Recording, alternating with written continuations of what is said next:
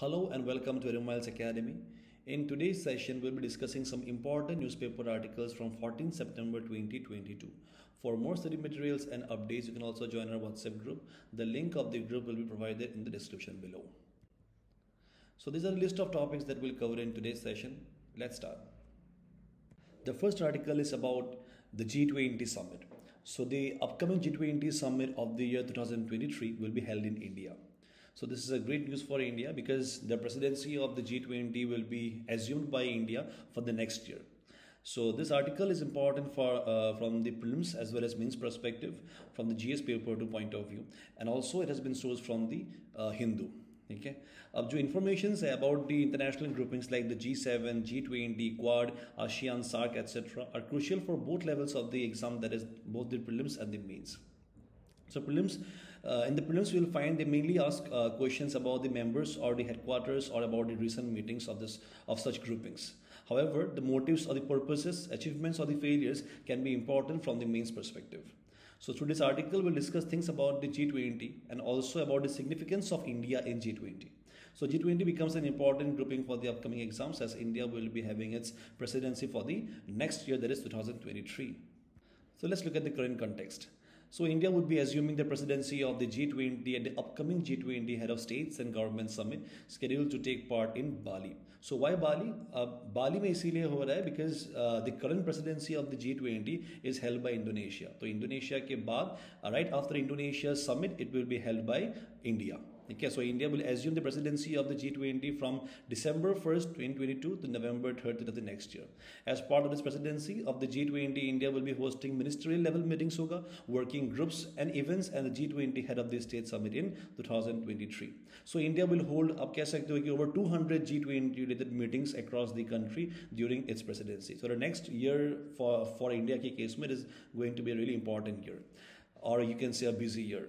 So the G20 Leaders Summit, which is the most important or the highest level summit of this G20 grouping. So this will be finally held in India, in New Delhi, on September 9 and 10th in 2023. And the guest for this particular summit will be Bangladesh, Egypt, Mauritius, Netherlands, Nigeria, Oman, Singapore, Spain, and the UAE. Not all the names of the guests are important. So about the year 2023, the dates for the G20 Leaders Summit, ये जो dates बताया गया है, and its guest countries have already been announced by the Ministry of External Affairs recently. तो ये हाल ही में announce किया गया था by the Ministry of External Affairs. So the guest list, if you look at the names, you will find they are mostly consisting of the developing or the emerging economies of the world. G20 or the Group of 20. So this is a group of 20 important, 20 significant countries across the world who are the leading industrialized and emerging economies. The group accounts for 80% of world GDP and 2/3 of its population. So in this, among these 20 countries, you will find that they account for world's 80% GDP and 2/3 जो population है world का, it is a part of this 20 countries only. So much of the important businesses that take place on the sidelines and in informal meetings. So that is the meetings जो होते हैं ना, यहाँ पे it is not during the जो यहाँ पे decisions होते हैं या business होते हैं, it is not during the leaders summit, but it is mostly in the informal meeting held between 2 or more members of the group who hold informal discussions, signing bilateral and trilateral memorandum of understanding. For example, मान लीजिए अगर India में for example मान लीजिए इस साल में जैसे कि the presidency is with Bali, ठीक है, तो इंडोनेशिया में this is the presidency that is going to take place. देखिए इंडोनेशिया में होगा वर्ल्ड समिट, तो मान लीजिए यहाँ पे पार्टिसिपेट कर रहे हैं इंडिया एंड ब्राजील. तो इंडिया एंड ब्राजील क्या कर सकते हैं, और इंडिया, ब्राजील एंड अर्जेंटीना मान लीजिए. So this countries may sign a kind of a trilateral agreement, take a memorandum of understanding which can be progressive for these 3 nations. Okay, so when it was established in 1999 में established हुआ था, the attendance of the G20 summit was limited to the finance minister and the central bank governors of members only. But since an inaugural meeting between G20 leaders in Washington DC in 2008, तो ये पहला यहाँ पे कब हुआ था जो G20 summit हुआ था. तो this G20 summit it first took place in 2008 in Washington DC. The summits between the G20 leaders themselves have become an annual event. तो ये हर साल अभी after 2008 the summits have been taking place annually every year. तो यहाँ पे देखिए the countries का जो यहाँ पे नाम दिया गया है, this is in this box will find the G7 countries and then there is Russia. तो रशिया देखिए G8 है करेंटली ना, ये G8 जो वो एग्जिस्ट करता ही नहीं है बिकॉज इनिशियली जो G7 था, G7 was used to be known as the G8 only, but because of Russia's aggressive policies and the annexation of Crimea in the year 2014, Russia को एक्सपेल कर दिया गया था. So G8 it is now the G7. ठीक है, तो G7 plus Russia plus this emerging economies of the world, it has formed the G20. तो G20 में आप देखोगे there are 19 countries are there and there is one union. ठीक है, और ये यूनियन क्या है? It is the European Union. ठीक है, ये this is a union, this is not a country. So let's see what are the significances of India's G20 presidency. So first I've already told you that this G20 के जो 20 countries, there is 19 countries and one union है, so they account for 80% of the world's GDP. ठीक है, and 75% of the international trade which goes on across the world. So this G20 it holds a crucial significance, critical significance in securing global economic growth and prosperity. So hence it is the most influential economic multilateral forum. ठीक है, अब ये जो G20 जो countries है, the G20 membership it comprises a mix of world's largest and advanced as well as the emerging economies of the world. So this platform is very significant one. The G20 presidency will give India the opportunity to assume center stage. That is, India has an opportunity to come to the spotlight. How? By proposing and setting its priorities and narratives on the global agenda, while also championing the cause of the other developing and the less developed countries. So, देखिए, through this summit, India has a very good opportunity. India is going to have a very big opportunity for itself to champion and raise the issues of the developing and underdeveloped nations, and also India has an opportunity to turn out to be the leader of the developing world. ठीक है, so the ministry of external affairs has announce यहाँ पे क्या क्या मतलब aspects में क्या क्या इश्यूज के ऊपर यहाँ पे बात होगा. It is already been told. Women's empowerment, digital public infrastructure, health, agriculture, education, culture, tourism, climate financing, circular economy, global food security, energy security, green hydrogen, disaster risk reduction and resilience, the fight against economic crime and multilateral reforms. तो ये सारा जो aspects है इनके ऊपर यहाँ पे चर्चा होगा. बहुत सारे countries and also you can say they will be taking up memorandum of understandings, they would be signing agreements and much more. ठीक है, so this everything will be come to be known only in the year 2023 कि ये सारे aspects में क्या क्या discussions and debates and also क्या क्या agreements sign होने वाला है. So the G20 head of the state summit in 23 would arguably be the most high profile event ever hosted by India. Undoubtedly it is going to be the high profile event ever hosted by India because the top leading economies will be present there, and also it will be comprising of the emerging economies as well. So the G20 is a unique global institution where developed and developing countries, अब देखिए G7 जो है ना, तो G7 की countries अगर आपने notice किया होगा they were comprising only of the developed nations. ठीक है, but G20 में developed भी है and developing भी आ जाते हैं. So this developed and developing countries have representation, and G20 presidency will allow India to assert its political, economic and intellectual leadership on the global stage, and hence provide an opportunity for India to play a pivotal role in the international community. So yes, we can say this can be used as the best opportunity for India to turn out to be the leader, to be the champion of the developing world. So let's see what are the current challenges that may act against the favor of India while having its presidency. So India is definitely going to have the presidency for the year 2023, but let's see if there are any certain things, any certain aspects which would be acting against the interest of India. So you should know that after the World War II, the World War II basically shifted the global balance of power and created a bipolar world led by two competing superpowers. That is the US on the one side and the USSR on the other side. So this two particular US and the USSR, they were often engaged in some kind of proxy wars for a long period after the Cold War era. ठीक है, तो जहाँ पे they were trying to spread their influence across the world. ठीक है, तो ये जो कोल्ड वॉर एरा है ये 1990s में तो ये खत्म हो चुका था, बट अगेन ठीक है, बट अगेन अभी क्या हुआ है, the world is again witnessing a split of interest among the major powers of the world. ठीक है, द वेस्टर्न ब्लॉक अगर आप देखोगे with countries like the US, the UK and the European Union, now they are acting against the eastern bloc of Russia and China. And India has a vulnerability of getting sandwiched between the two, as India never takes a proper side of east or west. India is often seen to follow the policy of non-alignment. So there seems to be an emerging divide in the world order, which will inevitably manifest itself even in the G20. The West, including organizations such as the NATO, which is an intergovernmental military organization which is based in the West, and also the G7, which is dominated by the Western countries, stand in opposition to the emerging nexus between the China and Russia.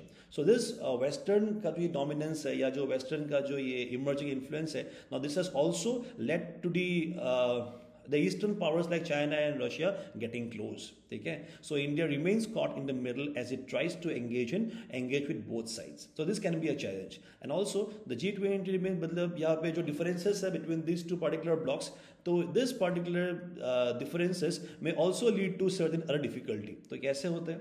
The often opposing views represented at the forum have made it extremely difficult to arrive at any consensus-based decision. तो यहाँ पे consensus आने का chances बहुत ही दिक्कत, मतलब आप कह सकते हो कि बहुत ही challenging है. It's only because the opinion यहाँ पे जो views है ना, जो opinions आते हैं, they are mostly of the opposing nature. Okay? So let's look at some of the recommendations for a successful G20 presidency for India. So you may also be asked about the suggestions as to how India can reap maximum benefits from the upcoming G20 presidency. In that case, these points will be useful. So India will have to perform a delicate balancing act between the opposing member countries to find a common ground and forge a comprehensive agenda for the G20 under its presidency. So this agenda should be able to address issues of global concerns, areas such as health, sustainable energy and digital transformation. So this particular area should be given utmost priority. Now this should remain as the top focus. So apart from this, aspects such as economic recovery, आपको पता होगा कि because of the COVID-19 pandemic and also because of the Russia-Ukraine war, the economies of various nations have had to face a setback.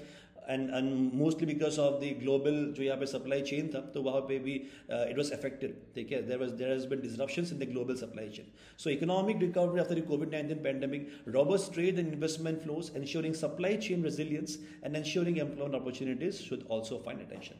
So India should also use the opportunity provided by the G20 presidency to forge greater cooperation with G20 members such as the European Union, the UK and the Canada to accelerate coordination on realizing free trade agreement with them. So India can basically, यहाँ पे यही कहा गया है कि India can use this as an opportunity to establish free trade agreements with the leading economies. ये जो economies है, European Union, UK, Canada, now these are leading economies of the world. So India can try to establish some kind of free trade agreement with these economies so as to secure trade concessions and priorities in case of import as well as export of our goods. Right? So based on this topic G20, I have given a prelims practice question. Kindly answer in the comment section. The next topic is about PM TB Mukt Bharat Abhiyan. Now this particular topic has been taken from the Arunachal Times. Now this is a topic which is based on an article on a news which has been recently published about the governor of Arunachal Pradesh adopting the TB patients. Okay? So news यही है कि the governor B.D. Mishra registered himself for sponsoring the patients under the community engagement of Pradhan Mantri TB Mukt Bharat Abhiyan. So let's look कि ये क्या ये जो PM TB मुक्त भारत अभियान के बारे में क्या क्या है. तो this topic is important from GS paper 3 from the issues relating to health, and also it can be important from the ये जो अभियान है, this अभियान can be important from the GS paper 2 point of view as well. And this article has been taken from the Arunachal Times. So in the current context, the governor of Arunachal Pradesh, that is Mr. B.D. Mishra, so he has registered himself for sponsoring the patients under community engagement of Pradhan Mantri TB Mukt Bharat Abhiyan. So what B.D. Mishra has done, he has adopted 2 patients. देखिए उन्होंने क्या किया है, 2 TB patients को उन्होंने adopt किया है और उन्होंने ये commit किया है कि उनका जो treatment में whatever expenses will be made, those expenses will be borne by the governor himself. उन्होंने ये भी अपील किया है to the people of the state to generously adopt TB patients. उन्होंने बाकी यहाँ पे जो भी public है उनको भी adopt करने के लिए request किया है so that Arunachal can be made tuberculosis free. Now why he has made this appeal? He has made this appeal to reach PM Modi's view of making India TB free by the year 2025. जब अभी मान लीजिए कि ये सारे जो states है India में, when it will become TB free, only then you understand that India will be able to become TB free, right? So this is the reason why the governor has made this appeal to the people of Arunachal Pradesh. He called for making the Pradhan Mantri TB Mukt Bharat Abhiyan a people's movement and urged NGOs, business houses, government officials and individuals to adopt TB patients generously. तो यहाँ पे जिसका भी capacity है, जिसका भी ability है, तो उनको request किया गया है so that they adopt patients and help in their treatment and also help in Arunachal becoming tuberculosis free. So the district TB officer Dr. Pema Dorji Thongchi informed that once registered as a sponsor, the health official will regularly the sponsor for providing support to the adopted patient. तो यहाँ पे जितना भी support वगैरह के लिए जो भी expenses लगेगा, उन expenses के लिए वो sponsor को यहाँ पे contact किया जाएगा, ठीक है? This has been said by district TB officer Dr. Pema Dorji Thongchi. So we'll now see why, like what is tuberculosis and why tuberculosis has been selected to eliminate. Because देखिए 2018 में क्या हुआ था, जो United Nations है, so it committed to end the TB epidemic globally by 2030. और India ने क्या किया है, the Union government of India has announce to eliminate it by the year 2025 itself, ठीक है? मतलब बिफोर द टारगेटेड ईयर के पहले ही 5 years पहले इसे खत्म करने के लिए यहाँ पे प्रपोज किया गया है by Indian government. So TB is an infectious disease caused by Mycobacterium tuberculosis. This bacterium is important. It can be asked in your prelims. It commonly affects the lungs, but also can affect other parts of the body. It is a treatable and curable disease. ये treat हो जाता है और ये cure भी हो जाता है. That is TB. तो ये transmit कैसे होता है? This is transmitted from person to person through the air. So this is basically a airborne disease. ठीक है? So when people with lung TB they cough or sneeze or spit, they propel the TB germs into the air, and if a person comes in contact, then definitely he can have this disease as well. तो symptoms क्या क्या होते हैं? The common symptoms of active TB, of lung TB are cough with sputum. तो sputum क्या होता है? It is saliva mixed with mucus. They can blood at times, and chest pain, weakness, weight loss, fever and night sweat. तो यहाँ पे vaccine का नाम भी बताया गया है टीबी का. Can you remember it? It can be asked again. तो देखिए वैक्सीन का नाम है बेसिल कैलमेट ग्वेरिन, ठीक है? बेसिल कैलमेट ग्वेरिन, BCG कहा जाता है. This is the name of the vaccine for the TB disease, ठीक है? The total, now let's look at some statistics. A total of 1.5 million died from TB, and an estimated 10 million people fell ill with tuberculosis worldwide in 2020. So in the last year, so 2020 में 1.5 million have died from TB, ठीक है? And 10 million people, and if you see at the statistics, you will come to know that out of 10 persons, 1.5 person, that is their person has died. Alright, so this is definitely not a good figure. India के case में भी देखिए, India has the world's highest TB burden, ठीक है? With estimated 26 lakh contracting the disease and approximately 4 lakh people dying from the disease every year, ठीक है? 4 lakh people बस India में ही they die because of TB. So such numbers indicate the challenges to India. The major challenges to control TB in India include what?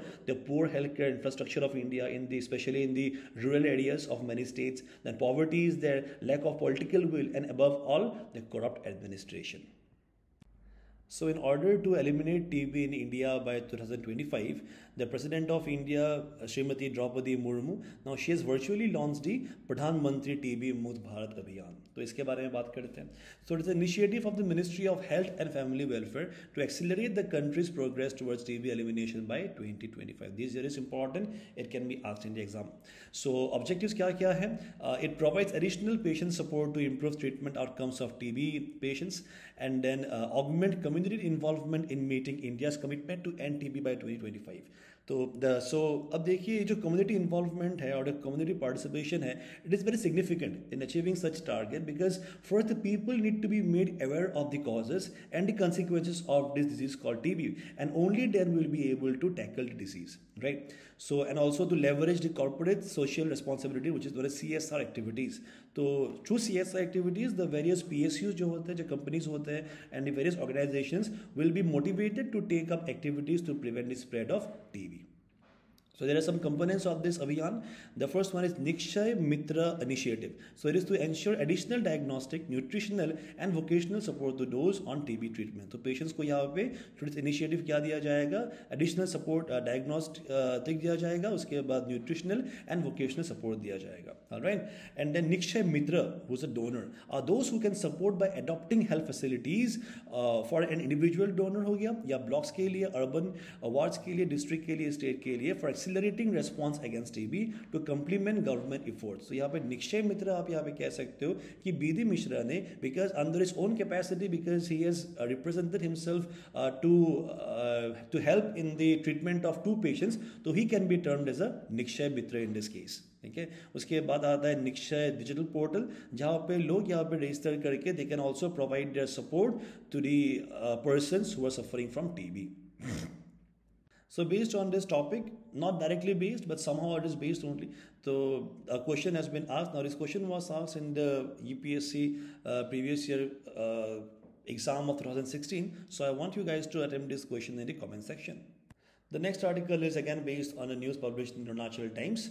तो यहाँ पे कहा गया है कि the central team has came to Arunachal Pradesh to inspect Jal Shakti sites. तो we'll learn from this article, we'll learn about the Jal Shakti Abhiyaan also. अब यहाँ पे बताया गया है कि central team comprising from the union visited various Jal Shakti project sites in the Upper Subansiri district on Tuesday.